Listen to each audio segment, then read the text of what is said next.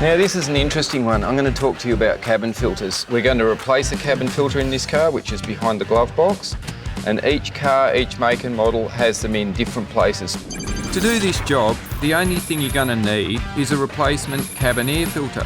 Just check your manual or ask the Repco store to make sure you get the right one. First of all, we open the glove box lid, then we squeeze the lid at the top together. We pull away the little shocker arm. The glove box comes out really easily. Get that out of the way. Now up in here is a cover. All I'm going to do is depress the tab, remove the cover and remove the cabin filter. Now this cabin filter once would have been white, now it's actually contaminated and it has done its job, it has absorbed. So now I'm going to get a new one and I'm going to get a carbon activated one. Now the carbon has the benefit of being able to absorb fumes.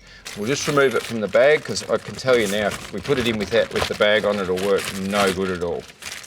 And just the reverse of pulling it out, I'm just going to slide it up into the cassette holder, place the cover back on, click it in, and now replace the glove box lid. Now there's a number of axles here that you can see. Now those axles have to line up with the base of the glove box. So if we hold it on an obscure angle like such, should be able to click it in quite easily. There we are. Now I'll hook up the shock absorber on the side and push the door home. Make sure it works properly and shuts properly. So it's just a case of calling into a Repco store and getting the right cabin filter for your car.